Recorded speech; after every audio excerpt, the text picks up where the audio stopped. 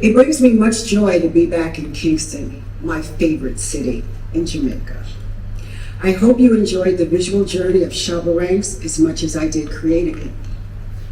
But my story, how I fell in love with music and culture of this beautiful island, dates back to the late 80s when I had the honor of signing one of the most successful bands, not just successful reggae bands, Third World, to their deal at Polygram Records, which is now Universal Music.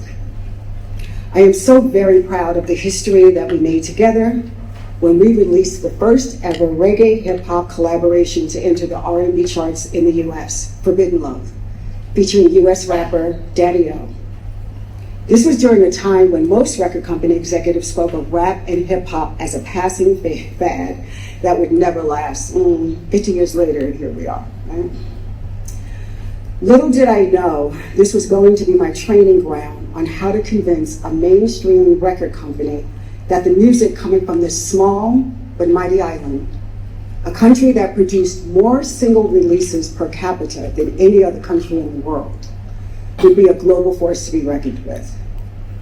But before I take you on my musical journey, I would like to share a little bit about myself. I was born in a small seaside town of Far Rockaway, Queens, in New York, during a time when Black people were not allowed to eat inside of certain restaurants, nor to try on clothes in shops before they purchased them.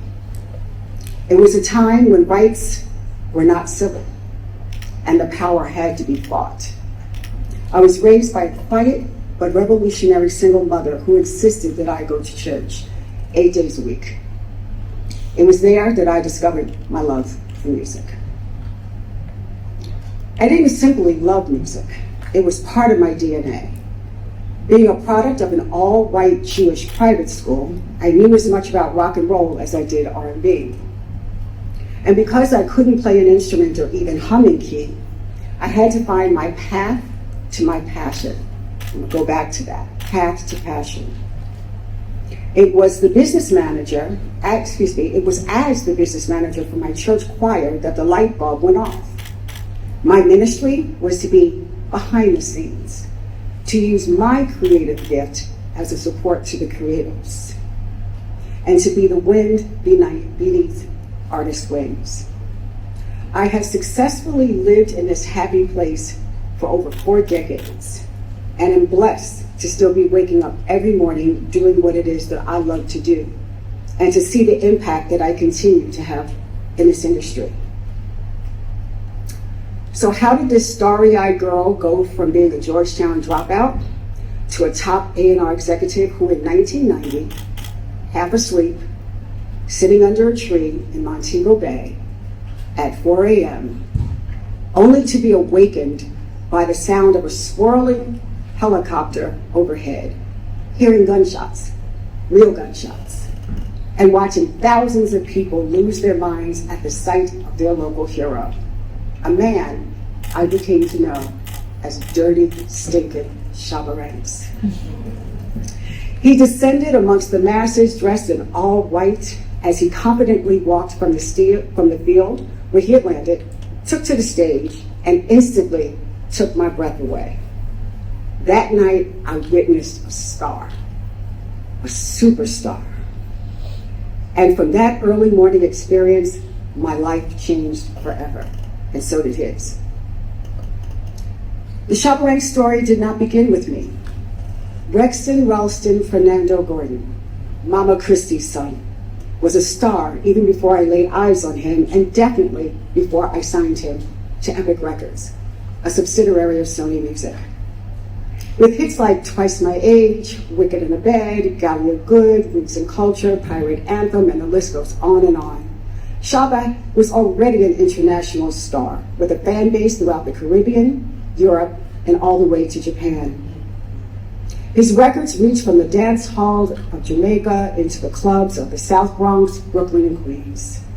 Something that I understood, but meant absolutely nothing to the big Sony machine that I had to walk him into. And walk, or should I say strut, is what Shabba did whenever he entered that big black building on Madison Avenue. My white record executive counterparts were struck by his presence even before they heard one note. And when he spoke in that deep, growling voice, you could see the intimidation on their faces. So my first job was to disarm them. I told them if they entirely let me commandeer the project from an A&R, marketing, creative direction, artist development standpoint, that I would make them a lot of money. And that's exactly what I did, what we did. And here is who the we was. The Shabba Ranks success story was a true partnership between myself and Shabba's management team consisting of Clifton Specialist Dylan and the now Minister of Culture, Gender, Entertainment, and Sports, the Honorable Olivia Babsey-Grange. From the minute the paperwork was signed, a trust was formed. I had their backs, and they had mine. Even with my experience of working with Third World, I was not prepared for the world of dancehall. It was the music of the streets of Jamaica, a culture I knew very, very little about, but specialists in Babsy did. And they graciously and sometimes very patiently explained to me the ins and outs and the do's and don'ts. I am forever grateful to them. The first lesson I learned quite harshly from the Jamaican community was that now that Shabba had been signed to Sony, the first thing I was going to do was water him down. His fans were apprehensive that he would change and become a sellout. So it became my task to find a balance between keeping him the artist that I had signed and the mainstream artist that Sony wanted him to be. So a plan was hatched and a very specific blueprint was created. One thing that I insisted be written into Shabba's contract was for him to retain his rights to release singles in Jamaica and throughout the Caribbean. At that time, remember this is pre-internet, record companies were slow-moving machines. Between paperwork and actual manufacturing of product, it could take months to get a single release out. Part of Shabba's success was due to the fact that he released records all the time. This is what kept him relevant and always a fan favorite. Me making certain that he would be able to continue to do this outside of the Sony system was a major fight that I ultimately won. Now, the next step was how to convince his original fans that he would still be their same Shabba. In came As Raw as Ever. Shabba's first album with Sony was intentionally entitled As Raw as Ever, as it was the message we needed to put out there that he would not change. Because I had a boss who gave me free range on the project, I was allowed to do something that most A&R people were not. I was the one playing point, and all the departments had to report to me. So when the label wanted me to bring him to the States to work with US producers, I told them that I, along with management, had decided that he would work with Jamaica's finest songwriters, producers, musicians, and singers, and only record in Jamaica. The best of the best were assembled. Hit producers such as the great Wycliffe Steely Johnson and Cleveland Clevie Brown, Mikey Bennett, and of course, Specialist Dylan. Musicians such as Cat Core, Sly Dunbar, Danny Brown, and Handel Tucker, and vocalists such as Shabbal Franklin and Brian and Tony Gold. We had the cream of the crop in various studios simultaneously with the mission of creating the first major release for Shabba, and it was the genius of Steely and Clevie that birthed our first single, Trella-Loda Girls. The perfect choice, so I thought. I vividly remember playing the song in our weekly label meeting and feeling the walls close in on me when no one reacted. There was nothing but blank stares coming from every department head that I would have to trust with making this record a hit. With a heavy spirit, I walked into my boss's office after the meeting and he sternly said, "Don't let those people," well actually he used a harsher term than that, "take you away from your vision. Only you know how to do this, Vivian, and I trust you. Even though I don't understand the word that he's saying, I got your back no matter what." That's all I needed to hear. So off to the creative department, I marched in with my cassette, yes, cassette, it was that long ago, in hand to play them the music and schedule a photo shoot. I don't remember who the photographer was, but I do remember picking a photo that the art department was adamantly opposed to. It was a shot of Shabba doing something I was told no artist, especially a new artist, should ever do. Shabbal was not looking directly at the camera, his head was down, his nose was flared, and his fist was in the air. I even didn't allow them to airbrush his chain to be flat on his chest. I wanted it to be flawed. I wanted it to be authentically Shabbal. Because I knew that if I went out of the gate with a watered down version of him, the backlash would be real. And to be honest, I had a lot to prove to a community that was already very suspicious of me, even with me having dreadlocks at the time. I was the Yankee lady from Sony. Not a title I wanted at all, but hearing that term being said about me made me even more determined to prove them wrong. Next up, the video. I was given a $25,000 budget while watching my fellow A&R staffers get $150,000 to $200,000 for their video budgets. Simply no one believed. So I took my little $25,000 and went to my good friend Fab Fight Freddy, who was a top TV personality at MTV's Yo MTV Raps at the time. I played the song for him just one time and he screamed, "I love this shit." I knew the Bajan in him would get it. So off we went to Queens, joined by management to cast a trailer load of girls, literally. Fab was looking for girls that represented the images that Shabbal was singing about. And when I presented the final product to that dreaded weekly label meeting, I again got the same blank stares. No one, again, no one, outside of the black music department thought the record would go anywhere. But they were wrong. I gave dub plates of the record to top New York DJs, Sting International, Bobby Condors, and David Levy, who immediately put it in heavy rotation on their radio shows. I hired street promoters within the Caribbean community to hit up every Jamaican club, restaurant, beauty parlor, and barbershop throughout the 5 boroughs to promote. I insisted that we did listening parties exclusively for the Caribbean journalists to let them be the first to hear the single and the album so they would feel included in my plan. Everyone I could find became a Shabba soldier. And when the video premiered during Fab's airtime on MTV, it all clicked. Months later, my point was proven. And those same non-reacting executives were now congratulating me, mostly for just having the guts to take a chance in what I truly believed in. With the single being released, we were now ready for the release of the album, As Raw as Ever, which was released in May of 1992. I thought it would be fitting for it to be released in May, which is my birth month, so Shabba and I would have something to celebrate together that month. In addition to the release of the album, we also had to ready a second single to be released at the same time. And although Trailer Load of Girls was a hit in the ethnic market, I had the huge task and responsibility of delivering a follow-up single that would need to be played on Black radio in the States. Here was the challenge. The American ear, specifically that of the radio programmers, was not trained to understand the heavy patois flow that Shabba so excellently flowed.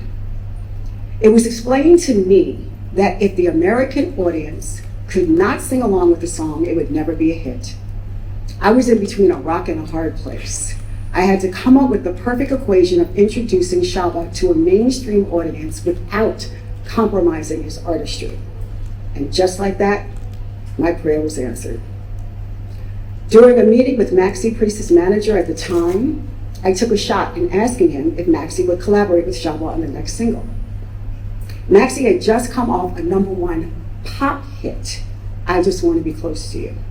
It was the perfect mashup. Maxi singing the chorus and alternating the verses with Shabba. And with both of them being Jamaicans, it was a win-win. And House Call, written by my good friend Mikey Bennett, was born. In the words of Maxie Priest, and I quote, "For me, it was a no-brainer. It was something I felt I had to do, a must. I was on Virgin Records and he was on Sony. There was a massive opportunity for us to bring sound system culture to another level. This song was groundbreaker, a trendsetter, the birth of a new format that opened many doors." The record was immediately added to 90% of all Black radio stations, and it did something that no one at Sony expected. It crossed over to pop radio. When it came to producing the video, I decided to keep it simple and make Shabba and Maxie the focal points, not so much the girls as we had done in Trailer Load. And when I met with the stylist regarding their attire, I was adamant that Shabba be put in white and Maxie in black. Not only was it the opposite of their complexions, which would make their faces pop, but I also wanted to throw out the myth that the bad guy, in this case the rude boy, always wears black, like in the old US cowboy movies. With our success at radio, the video was added to every video outlet. And with the release of the third single, The Jam, with KRS-One, the album reached gold status. And that was just in America. Again, I had to go back into the ring to fight, this time for an international release of the record. Back in the 90s, it was believed that Black music did not translate overseas, while pop records almost always were released in multiple territories. To prove my point, management booked an extensive global tour for Shabba that took him throughout Europe and Japan. I hired street teams in every city and armed them with flyers that read, "As raw as ever, in store now." And of course, the day after the show, his fans ran to the record shops to buy the non-existent record, which forced Sony US to immediately release an international version that I already had in the can for months.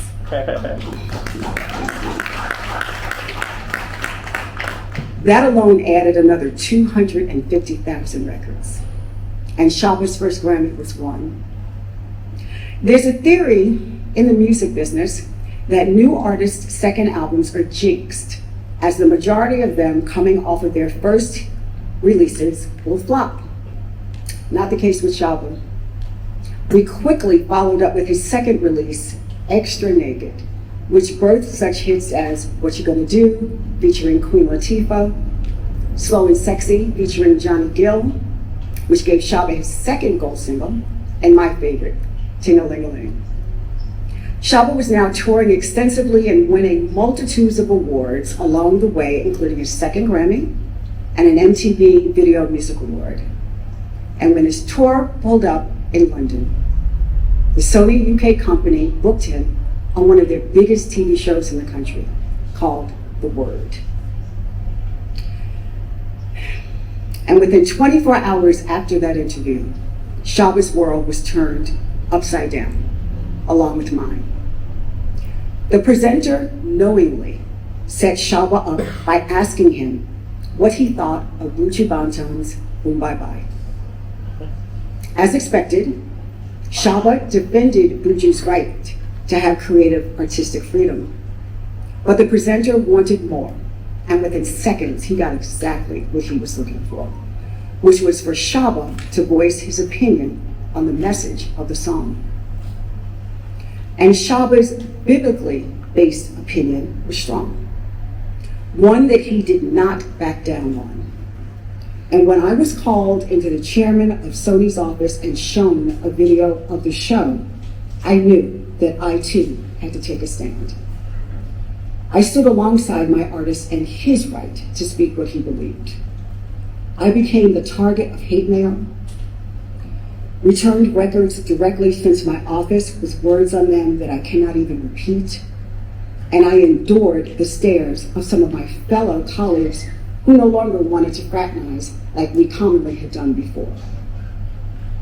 But what happened to me paled to what Shabba had to endure. I watched as he was let go from the Budweiser Superfest headlined by Bobby Brown due to the pressure from the beverages corporate offices. He was uninvited to appear at a charity event during the Pasadena, California Rose Bowl, which was watched by millions. He was canceled from performances on the Arsenio Hall Show and The Tonight Shows, two of the biggest shows in the US at that time. And when he was asked for an apology again, he did not back down from his stance. What he did say in the March 1993 edition of the Jamaican Gleaner was, and I quote, "In retrospect, I realized my remarks could allege the murder of human beings. That was by no means a retraction or an apology for what he stood for. And even in my knowing that his career would suffer greatly by his decision to stand in the truth, I made the decision to stand with him. I knew that if he issued an apology that the record company wanted him to say, he would lose the support of his fans that had been with him from day one, while trying to appease an audience that may or may not accept his apology." Shabba did the right thing.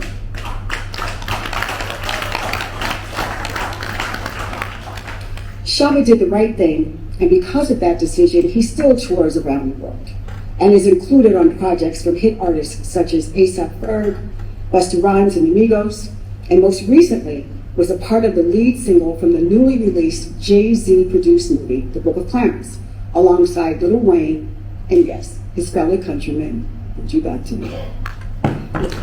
Contrary to belief, Shabbal was not released from his deal with Sony due to the controversy. In fact, he won that second Grammy after that incident. Just like with any artist whose record sales are not as strong as they previously were, Shabba's contract was just not re-upped.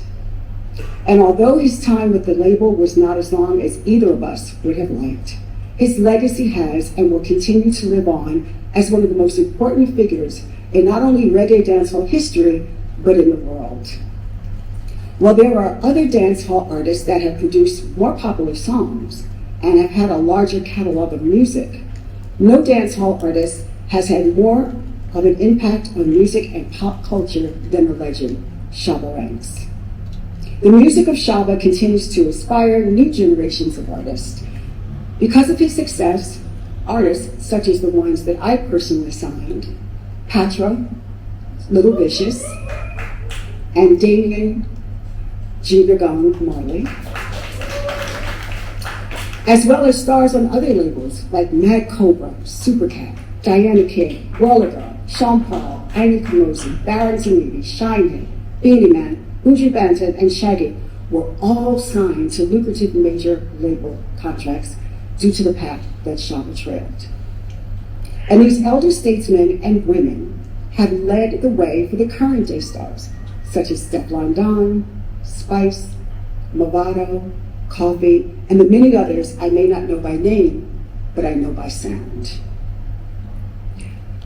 As I look out into the audience and I see the faces of aspiring singers and songwriters and musicians, producers, but most of all, future stars, I would like to leave you with a few things that I have learned along my very, very blessed journey in this business. 1, identify and find your path to your passion. Nurture it every day like your life depends on it, because it does. For no one knows the gift God has given you better than yourself. 2, eat and breathe music every single day. Become a master at what you do.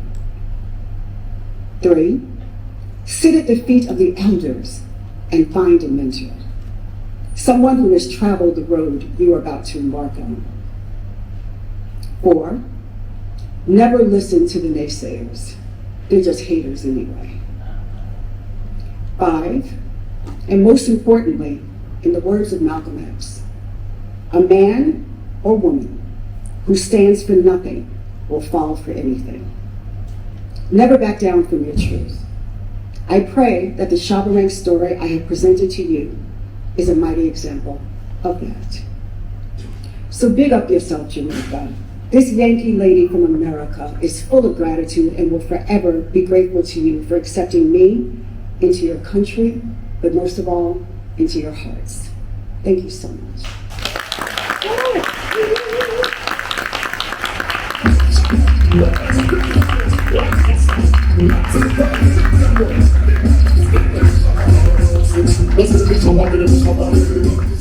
Thank you.